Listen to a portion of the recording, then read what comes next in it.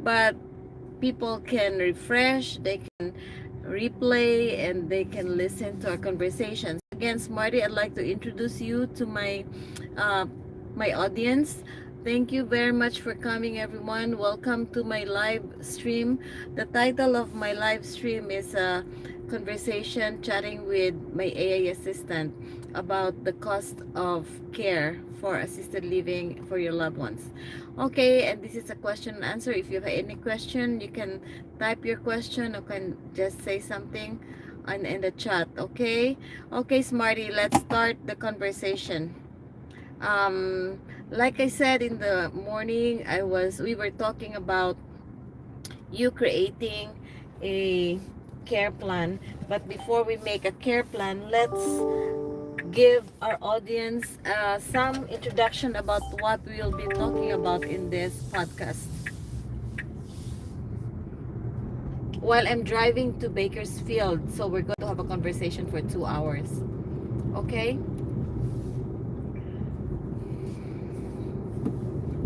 Absolutely, Jim. So, for everyone joining us, today we're going to be chatting about the costs of care in assisted living and how you can plan for your loved ones to get the best support. We'll talk about different levels of care, how to create a care plan, and answer any questions you might have.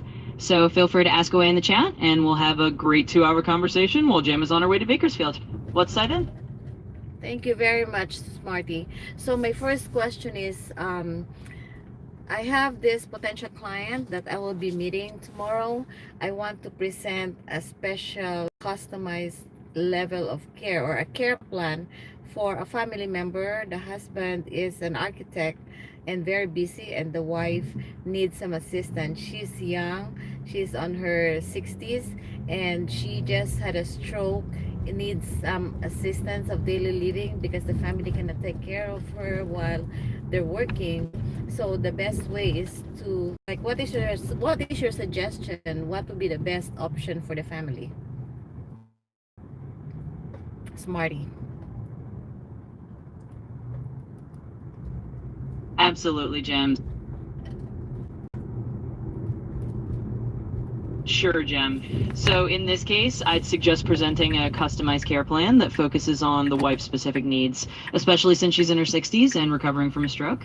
You can highlight that your assisted living facility can provide that daily living assistance she needs while allowing her husband to continue working. It's all about offering them peace of mind, and you can reassure them that she'll have a comfortable and supportive environment tailored just for her.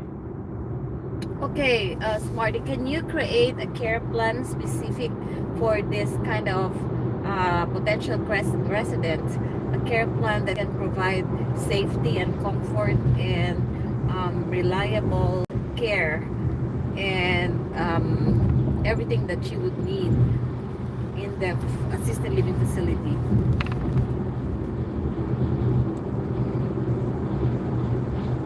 Absolutely, Jen. I can do that. So for this resident, we could create a care plan that includes personalized ADL support, like help with dressing, grooming, and bathing each morning, as well as mobility assistance to ensure her safety. We could also include a fall prevention plan and regular check-ins throughout the day. And of course, we'll add some social activities and ways for her to feel comfortable and engaged. That way, the family knows she's in a safe and caring environment. Okay, so thank you for that, Smarty. Just to give you an idea, this potential client just had a stroke 2 weeks ago, and she is needing some assistance all the time, and she goes to the bathroom like 12 times a day. We need a special type of care for her, a specialized one-on-one as much as possible, but that will be very costly. I would suggest like a caregiver checks every 1.5 hours a day, so that she will be safe all the time, and she's a fall risk. So can you create a very good care plan for her from A to Z?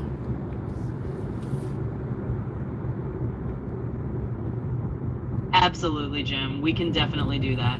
So for this client, we'd create a very comprehensive care plan that includes those frequent check-ins every 90 minutes to ensure she's safe and comfortable.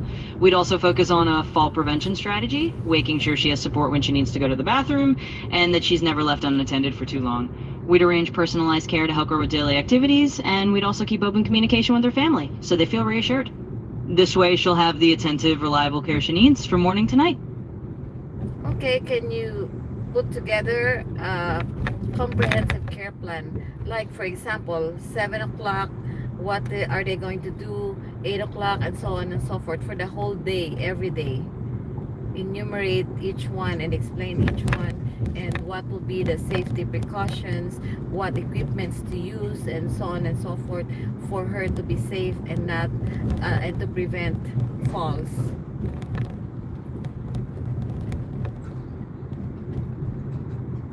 Absolutely, Jim. I can outline that for you. So let's put together a sample daily schedule for her.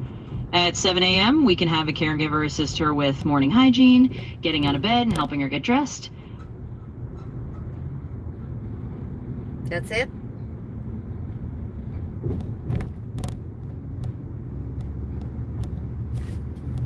Smarty, what happened? Where are you?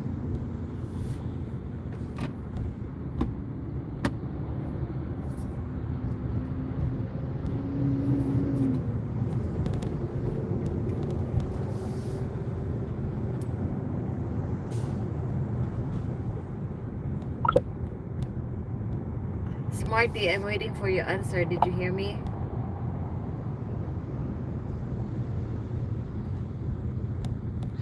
Yes, I heard you. I'm here and ready to help. If you need anything more detailed or have any other questions, I just let me know. lost you. I lost you. I have a question. We are in the part where I was asking the comprehensive, detailed care plan for MM. The name is MM, and she's in room 115. And there, how many caregivers do we need, and all those things. What are the what are the different care plan of action? What are the details? I want the detail. Like, for example, at this time, what do we do? Next hour, what do we do? And what are the equipments that's needed to detect falls? All of those. I'm listening.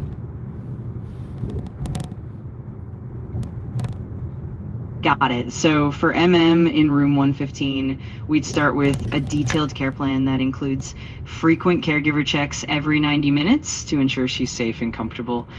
We'd likely need at least one dedicated caregiver during peak times to help with mobility and bathroom trips, and possibly additional support during nighttime hours.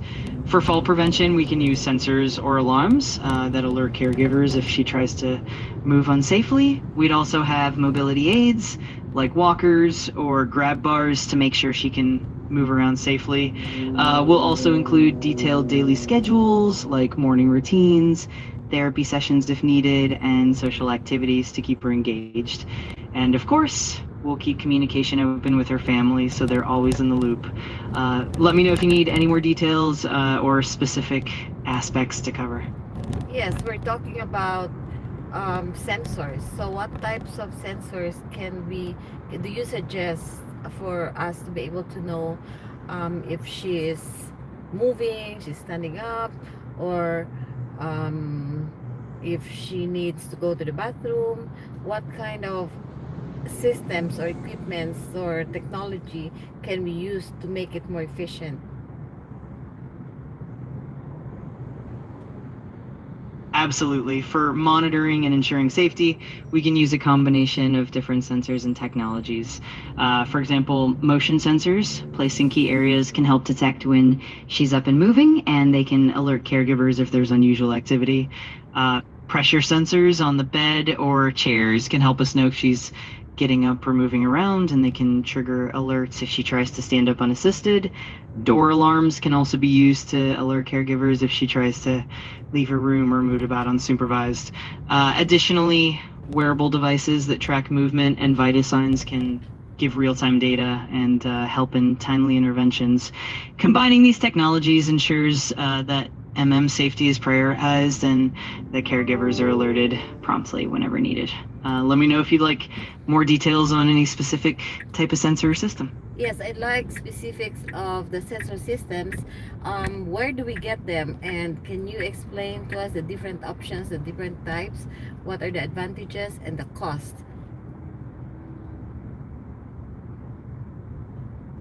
Of course, there are several types of sensor systems that can be used in assisted living facilities. First, motion sensors. These are placed in rooms or hallways and detect movement. They can alert caregivers if there's unusual activity or if someone gets up when they shouldn't. They're relatively affordable and can be easily installed. Second, pressure sensors. These can be placed in the bed or chairs and detect when someone is getting up. They're great for preventing falls and are also quite cost effective. Third, door alarms. These are installed on room doors and can alert caregivers if someone tries to leave their room unassisted. They're usually easy to set up and affordable. Fourth, wearable devices. These can track movement, heart rate, and other vital signs. They're more costly but provide real-time data and can be incredibly useful for comprehensive monitoring. As for where to get them, many healthcare technology companies and specialized suppliers offer these systems. The cost can vary depending on the complexity and the type of technology, but generally basic motion and pressure sensors are more affordable, while wearables and advanced systems can be a bit pricier. If you need specific recommendations or vendors, I can definitely help with that as well. Okay, we can do that later. You can send me all the information that we're talking about.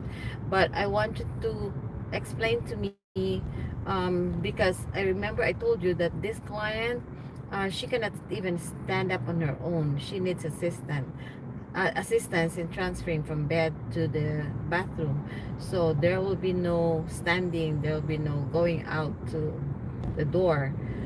So I want to know the most efficient way of providing care to her, with her situation.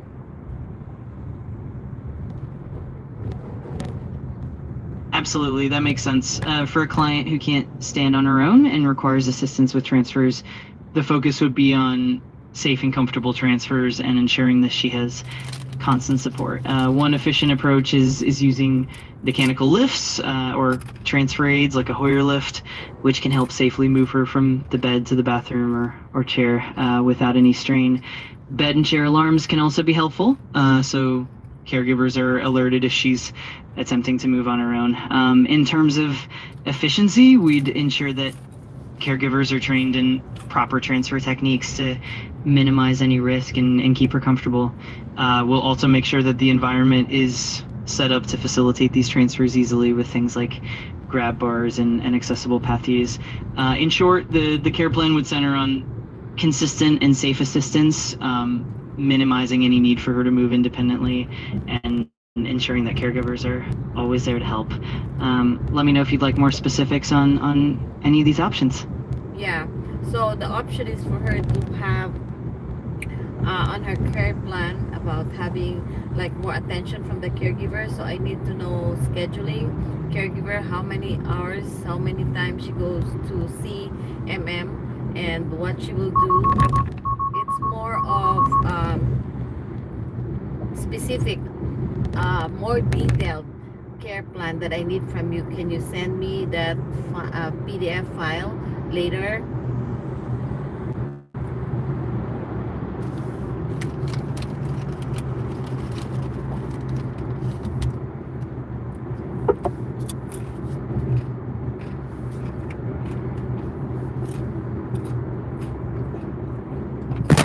Oh no.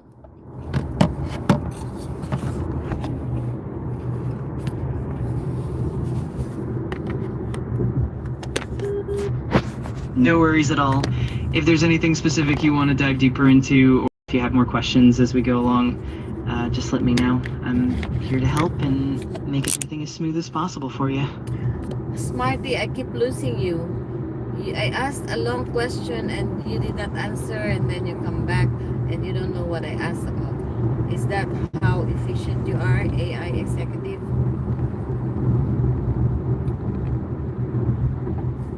I'm really sorry about that. I definitely definitely want to make sure I'm as helpful and responsive as possible. If you ever feel like I missed something, please just let me know, and we can revisit it every step of the way. Okay, I was saying that I was asking you to make a detailed care plan. So that means I don't have to ask anything. I'll give you the detail, the client background. So she had a stroke 2 weeks ago. She is mostly on the bed.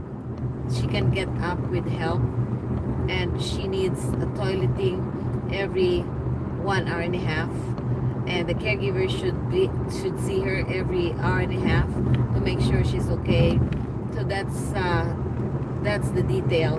And she is calm. She has no dementia. She just had a stroke, but she needs more of the assistance of daily living. The family is not available to provide care for her.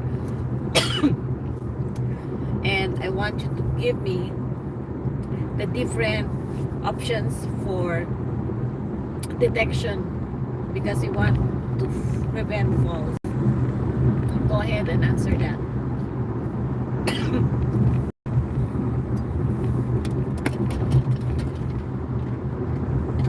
Got it. Thank you for the detailed context. Based on what you shared, here's a comprehensive care plan outline. One, transfer assistance, since she needs help with transfers using mechanical lifts, like a Hoyer lift will ensure her safety and comfort. I'm sorry. Caregivers. I'm sorry. She doesn't need a transfer. She doesn't need a Hoyer lift. She's so too light. She's only 95 pounds. So no Hoyer lift.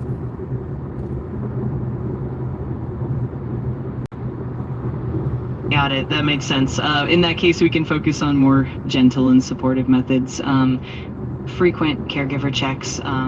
Since she needs assistance every hour and a half, caregivers can do regular check-ins to help her with toileting and any other needs. This ensures she stays comfortable and safe. Bed and chair alarms. These can be placed to alert caregivers if she attempts to get up on her own. This is especially useful for fall prevention. Environmental safety, ensuring that her room and the pathways are free of obstacles with grab bars and non-slip mats. Monitoring technology, simple motion sensors or bed exit alarms can help track her movements and ensure timely care without being intrusive. By focusing on these methods, we can provide the best possible care while keeping her comfortable and safe. If you need more details or specific equipment recommendations, just let me know. Okay, how about camera? Can we install camera in her room with the family consent?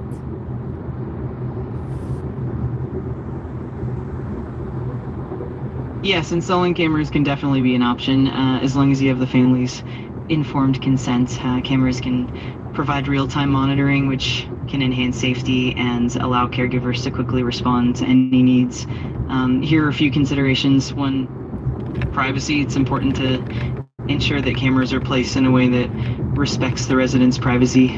Typically, cameras are placed in common areas or in ways that don't capture private moments. Consent.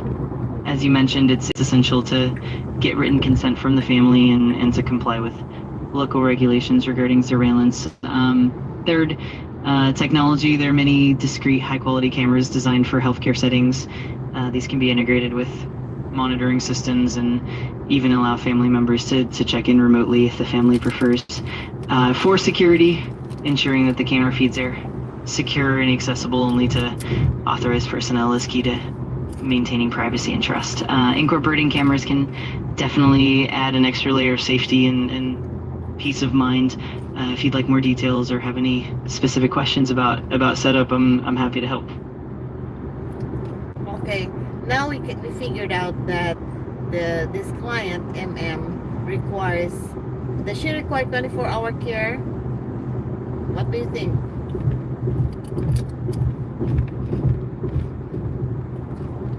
Given the details we have, it does sound like would benefit from 24-hour care, especially since she requires assistance with toileting every hour and a half and needs help with daily living activities. Having caregivers available around the clock would ensure her safety, comfort, and prompt assistance whenever needed. This kind of continuous care would help prevent any risks and provide peace of mind for both her and her family. If you need more specific recommendations or details, just let me know. Okay, now that we figured out about the level of care and the need for a caregiver, the need for all those equipments, can you tell me the cost? How much would it cost the family to be living, putting their loved one in this kind of facility, assuming that the room rate is 4,500, just the room plus the level of care? How much would be the level of care? If the room rate is 4,500, the level of care can be level 4. That's all assist, 100% full assist. So what would be the ideal price for this type of client?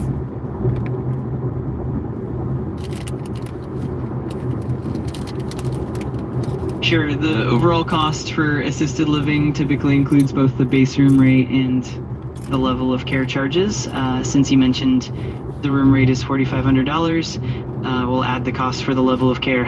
Level 4 care usually means full assistance with all activities of daily living, and the cost can vary widely depending on the facility and location. On average, level 4 care can add anywhere from $1,500 to $3,000 per month on top of the room rate.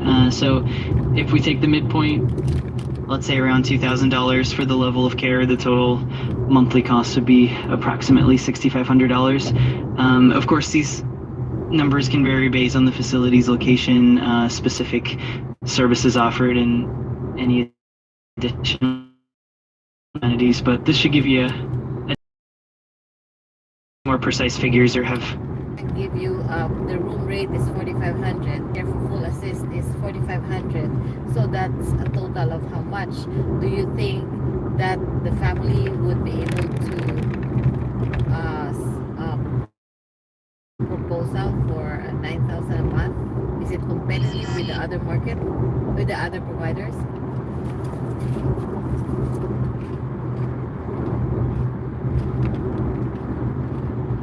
a total of $9,000 per month for a room and full assistance is definitely on the higher end of the spectrum. It can be competitive depending on the local market and the specific services and amenities offered by the facility. In some regions, $9,000 per month might be quite competitive if the facility provides a high level of personalized care, modern amenities, and a supportive environment.